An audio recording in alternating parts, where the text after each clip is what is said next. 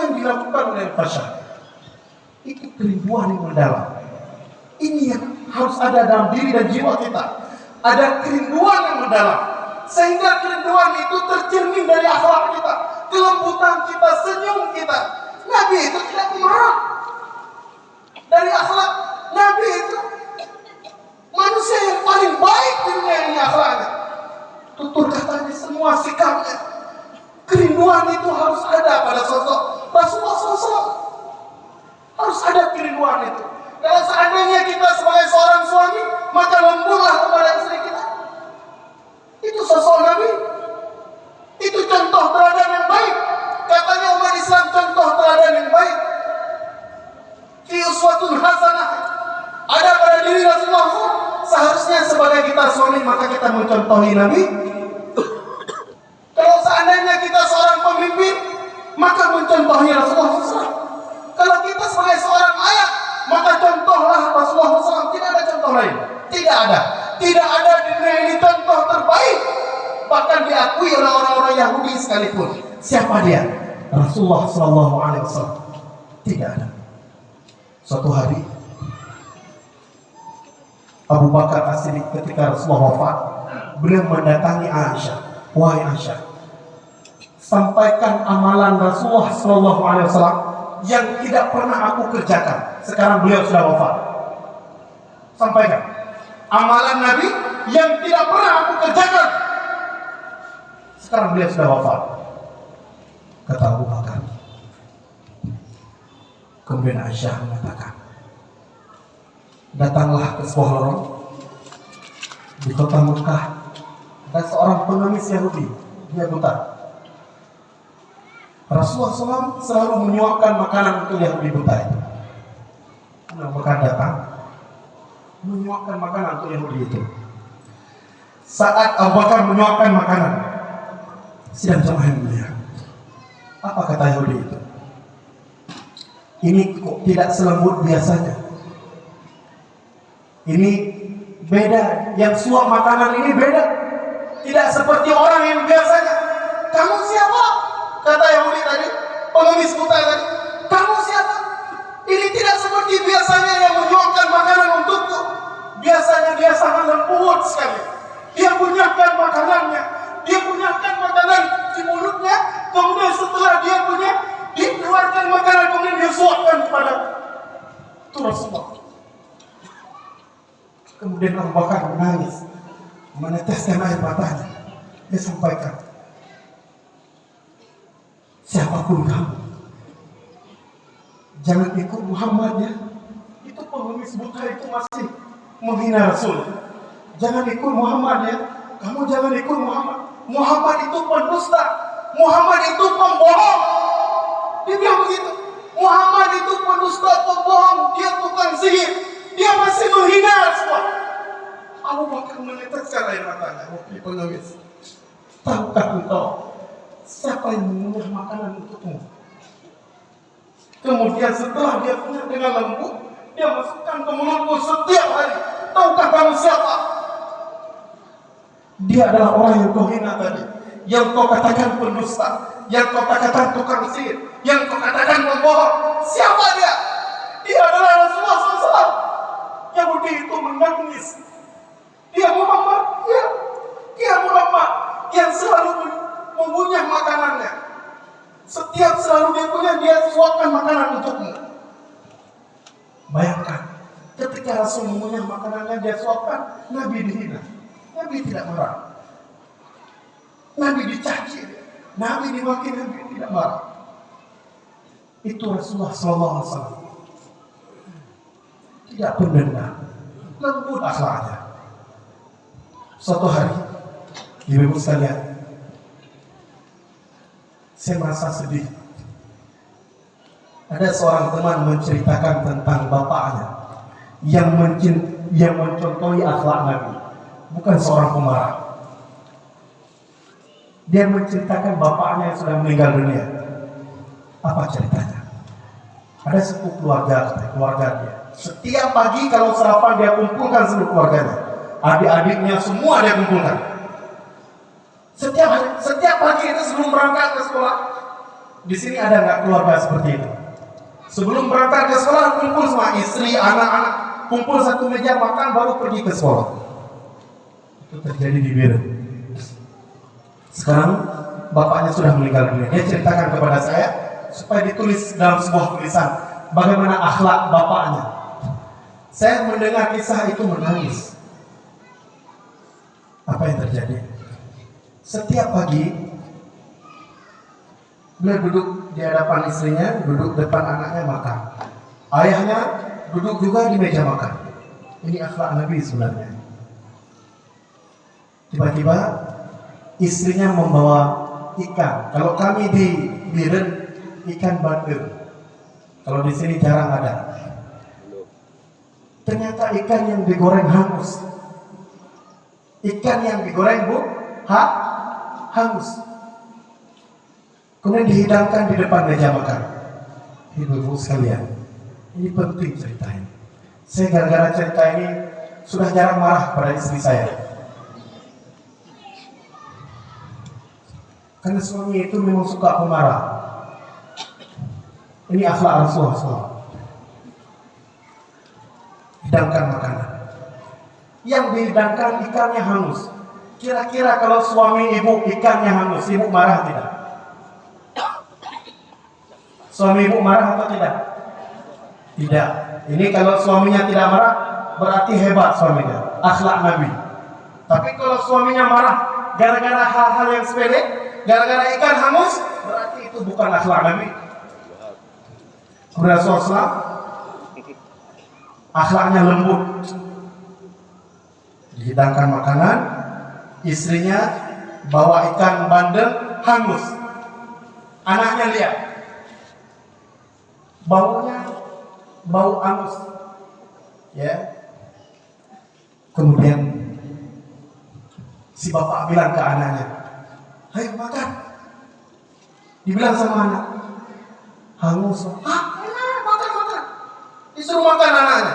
Istrinya senyum-senyum. Tahu salahnya apa? Kemudian bapaknya makan dengan lahap. Dia contohkan kepada anaknya, "Enak sekali." Mengada. Dia makan terus enak sekali, dia makan sampai habis dia makan. Anaknya lihat, karena bapaknya makan sampai habis, anaknya juga makan sampai habis. Setelah makan semuanya, anaknya bertanya, "Ada anak sulung yang paling cerdas?" Dia tanya ke bapaknya, ibunya tidak ada, bapaknya sekolah semua, kakaknya sekolah semua. Dia tanya ke ayahnya, "Ayah, saya tidak merasakan enak dan lezat. Ikannya hangus. Di mana lezatnya?" Kemudian bapaknya jawab, dia memberi pelajaran baik. "Wahai anakku, ini pelajaran baik untukmu. Kalau engkau kelak menjadi orang dewasa, pantaskah aku memarahi ibumu gara-gara ikan yang hangus? Kamu tidak tahu, setiap pagi ibumu bangun, setiap pagi dia bangun, dia cuci piring, dia cuci pakaian, dia sapu rumah, dia bersihkan semuanya, dia mandikan adikmu sekolah, dia pakaikan pakaian. Waktu kau kecil, dia yang mengajarimu jalan, dia suapkan makanan untukmu, dia yang mengantarmu ke sekolah. Setiap pagi dia melakukan hal-hal yang sulit berulang-ulang. Dia cuci pakaian, dia jemur pakaian, dia cuci piring, dia masak. Setiap hari dia bersihkan rumah, dia bersihkan halaman, dia bersihkan di dalam, semua dia bersihkan. Itu tugas perempuan, ya tidak? Iya. Kemudian dia bertanya, pantaskah aku memarahi ibumu gara-gara ikan-ikan hangus, hal yang sepele seperti tadi, sedangkan dia sudah melakukan segalanya untukku. Gara-garanya minum hanalon deh promo. Nyosi, iya juga. Masa gara-gara ikan hangus, suami marah-marah? Belum lagi yang lain-lain. Suami soleh nggak seperti itu. Akhlak Nabi nggak seperti itu. Tidak pernah seperti itu. Sidang jamaah, Bapak Ibu hadirin yang dirahmati Allah Subhanahu wa taala. Saya kira tidak cukup waktu kita menceritakan bagaimana sosok Rasulullah SAW yang hebat, yang luar biasa hebat, yang luar biasa dikagumi oleh orang. Sampai saat itu Persia dan Romawi mendengar bahwa Muhammad sudah lahir. Mereka dengar tentang kegagalan Rasulullah SAW menaklukkan sepertiga dunia. Bahkan beliau berhasil menciptakan kader terbaik. Tsummal ladzina yalunahum khairukum qarni. Ada generasi terbaik di masa beliau. Siapa dia? Umar bin Khattab, Abu Bakar As-Siddiq, Utsman bin Affan, Ali bin Abi Thalib. Generasi-generasi terbaik di masa Rasulullah SAW. Belum ada sekolah masa itu, belum ada kurikulum. Nggak ada kurikulum 13 di masa Nabi itu. Tidak ada kurikulum merdeka di masa Rasulullah SAW. Tidak ada sekolah, tidak ada kursi dan meja, tidak ada. Tidak ada. Tapi lahir generasi terbaik, pemuda-pemuda yang baik, pemuda-pemuda yang saleh, pemuda-pemuda yang taat kepada Allah Subhanahu wa taala, dan mereka cerdas, bahkan diakui sampai hari ini. Siapa yang tidak mengakui? Umar bin Khattab, Ali bin Abi Thalib. Mereka tidak sekolah. Sudah jemaah yang mulia, ini kita hidup di akhir zaman. Saya khawatir sekali. Temanya bagus sekali. Tingkatkan ukhuwah Islamiyah. Di mana ukhuwah kita hari ini? Di mana ukhuwah kita? Dengan tetangga kita tidak pernah bicara lagi? Gara-gara ayam? Cuma gara-gara ayam? Dia di depan rumah kita? Tidak pernah ngomong lagi. Tidak pernah ngomong lagi. Di mana ukhuwah Islamiyah ini? Gara-gara anak kita berkelahi dengan tetangga kita, tidak pernah bicara lagi. Ada ibu-ibu di kampung saya. Kalau di sini nggak bisa pulang lagi saya. Di kampung saya ada ibu-ibu yang duduk ngerumpin semua orang. Nggak benar. Dia cuma benar sendiri. Dia atur semua ini. Ini bagus, ini bagus. Semua ini jelek ini. Yang bagus yang mana, Bu? Saya cuma sendiri. Yang lain semua nggak bagus. Nggak ada bicara. Bertahun-tahun tidak bicara lagi. Di mana ukhuwah Islamnya? Anda bahaya. Kenapa kata Rasulullah? Ada orang yang 3 hari tidak bicara lagi. Bahaya. Bukan orang Islam. Putus silaturahmi itu dosa besar.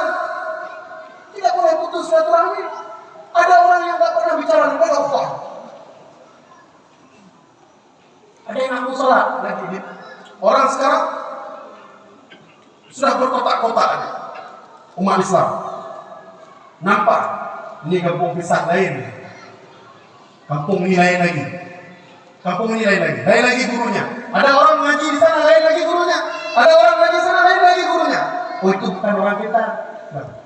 Sama-sama sujud, satu kiblat. Nabi Muhammad sama-sama.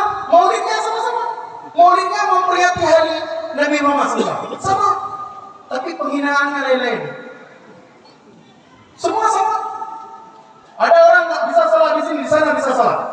Ini bahaya sekali, lihat. Kita terkotak-kotak. Umat Islam nggak boleh begitu. Tidak boleh.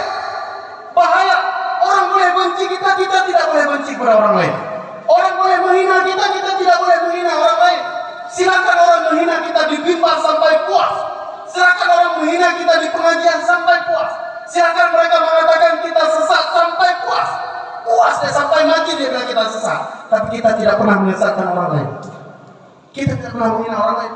Pengajian kita di masjid, ceramah kita masjid, mengajak orang untuk amal ma'ruf nahi munkar, mengajak orang untuk taat kepada Allah, mengajak orang untuk salat. Tidak ada kekerasan, tidak ada pemaksaan, tidak ada orang mengajak yang ma'ruf itu dengan cara menzalimi orang lain, dengan cara kekerasan. Rasulullah tidak begitu. Dengan cara keteladanan. Mereka mencintai Nabi dengan keteladanan. Orang tidak pakai jilbab, ajak di kampung ini orang pakai jilbab, tutup aurat dengan benar. Orang yang sudah mulai mendekati zina, ajak mereka menjauhi zina. Nahi munkar. Orang yang sudah mulai berjudi, tutup semua judinya. Siapa yang bertanggung jawab? Pemimpin di kampung ini. Siapa yang bertanggung jawab? Pimpinan ranting di kampung ini. Kenapa? Ukhrijat linnas ta'muruna bil ma'ruf wa tanhauna 'anil munkar. Rasulullah perintah Allah untuk kita semua.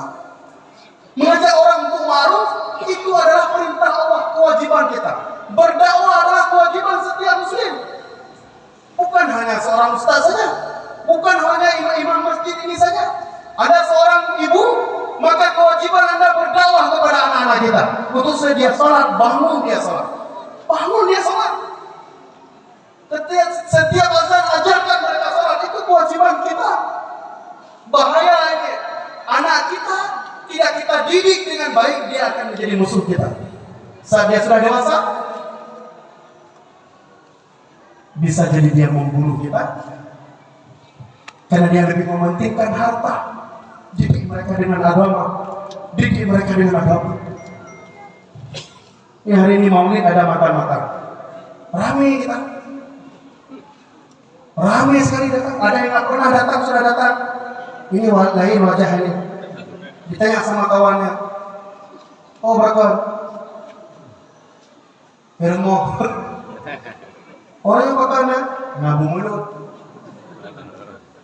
Dulu kok nggak pernah lain, terawih nggak pernah nampak, salat subuh nggak pernah nampak, Jumat lebih parah lagi, nggak pernah nampak hari Jumat. Laki-laki gagah, hanya pemuda gagah.